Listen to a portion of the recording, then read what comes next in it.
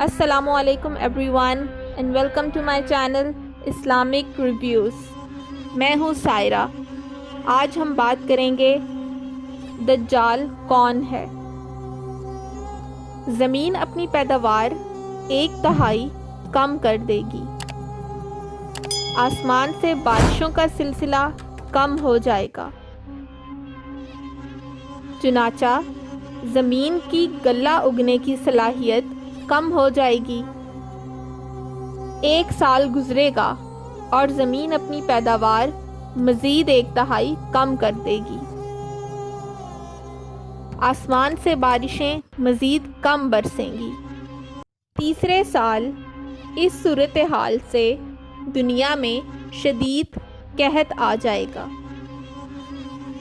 اور ہر طرف پانی اور اجناس کی طلب بڑھ جائے گی. یہ دجال کی آمد کا اعلان ہوگا. ایسے حالات میں دجال دنیا میں نمودار ہوگا.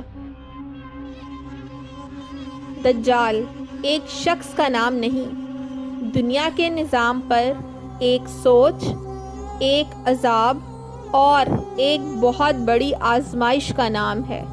اللہ تعالیٰ نے دنیا کی تکمیل کے بعد بنی نوح انسان کو تنہا نہیں چھوڑا، بلکہ اپنی خاص رحمت ہم انسانوں پر کی اور اپنے چند نیک بندوں یعنی رسولوں کے ذریعے سے مسلسل ہدایت کا سلسلہ جاری رکھا.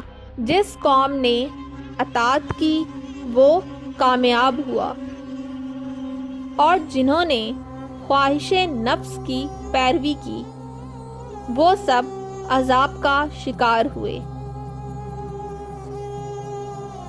دجال کے خروج سے قبل اس کے لیے راہ ہموار کرنے کا سلسلہ یہود و نصاری کی کوششوں سے جاری ہے. خفیہ اسرائیلی سازشیں تو عرصہ سے جاری ہیں. اس کی ظاہری مثال یروشلم میں امریکی سفارت خانہ کے قیام کے اعلان سے دیکھی جا سکتی ہے. دجال کو اللہ بہت زیادہ طاقت عطا فرمائیں گے. یہ دنیا کے تمام وسائل پر اس وقت قابض ہوگا جب دنیا شدید قحط کی لپیٹ میں ہوگی، اور یہ ساری دنیا کے ارد گرد اپنی جدید سواری میں چکر لگائے گا. دجال دنیا پر 40 دن قیام کرے گا. اس کا پہلا دن 1 سال کے برابر ہوگا، دوسرا دن 1 ماہ کے برابر ہوگا اور تیسرا دن 1 ہفتہ کے برابر ہوگا. اس کے باقی دن عام دنوں کی مثال ہوں گے، یعنی عام دنوں جیسے ہی ہوں گے. اس کی 1 آنکھ ہوگی اور پیشانی پہ کاف فے رے کفر یا کافر لکھا ہوگا، جسے ایمان والا ہی پڑھ سکے گا. آج دنیا ایک گلوبل ولیج بن چکی ہے. سیٹلائٹ اور نیٹ کے ذریعے سب ممالک اور اقوام جڑ چکے ہیں. آنکھ جو کچھ دیکھتی ہے لب پہ آستا نہیں. محو حیرت ہوں کہ دنیا کیا سے کیا ہو جائے گی. ایک حدیث کے مفہوم کے مطابق دجال کے ہاتھ میں اللہ ایسی قوت دیں گے کہ اس کے حکم پہ آسمان سے بارش اور زمین سے پیداوار حاصل ہوگی. زمین اپنے خزانے اگلے گی. اس کے پیچھے خزانے اور لوگ ایسے چلیں گے جیسے شہد کی مکھیاں ملکہ مکھی کے پیچھے چلتی ہیں، جیسے لوہا مقناطیس کی طرف کھینچا چلا آتا ہے. اس کے حکم پر جانور صحت مند ہو جائیں گے اور بیمار تندرست ہو جائیں گے. یہ کہے گا کہ مجھے رب مانو، پھر اپنے 2 کارندے شیطانوں کو حکم دے گا کہ اس شخص جس سے یہ اس وقت ہم کلام ہوگا کہ والدین کی شکل اختیار کرو. اب اس آدمی سے کہے گا مجھے رب مانو، میں تمہارے مردہ والدین کو زندہ کر سکتا ہوں، اور اپنے شیطانی شعبے کے ذریعے نقلی والدین پیش کرے گا. کمزور ایمان والے اس کی باتوں میں آ جائیں گے، جبکہ پختہ ایمان والا کہے گا تو کانا دجال ہے، جس پر اس کو اسی وقت آرے سے چیر دے گا۔ یہ آدمی تو قتل کے بعد دوبارہ زندہ کرے گا اور کہے گا کہ میں تیرا رب ہوں۔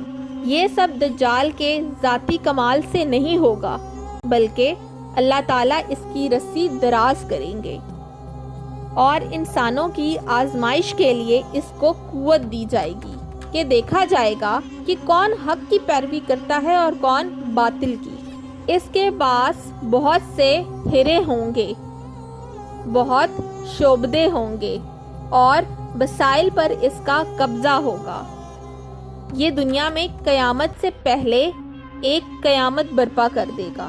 اس کے بعد امام مہدی کا نزول ہوگا۔ وہ اپنے جانبداروں کو لے کر لڑنے کی تیاری کر رہے ہوں گے کہ ساتھ ہی ساتھ حضرت عیسیٰ علیہ السلام کا بھی نزول ہوگا۔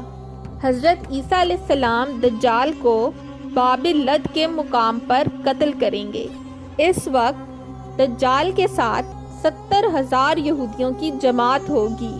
یہ یہودی لڑائی کے دوران غرقد نامی درخت میں پناہ لیں گے اور یہ درخت یہودی کو اپنے اندر چھپا لے گا، مگر اللہ کی مدد سے مسلمانوں کو فتح ہوگی۔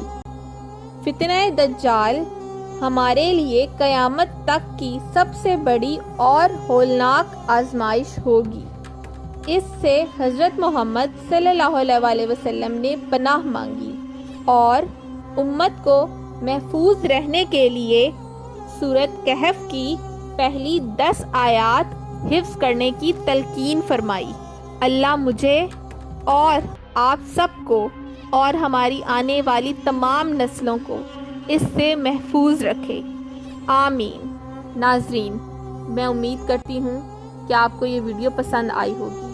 میری ویڈیو کو لائک کریں اور چینل کو سبسکرائب کریں۔ اپنا خیال رکھیے گا اور دعاؤں میں یاد رکھیے گا۔ اب نیکسٹ ویڈیو کے ساتھ حاضر ہوں گے۔ جزاک اللہ۔ اللہ حافظ۔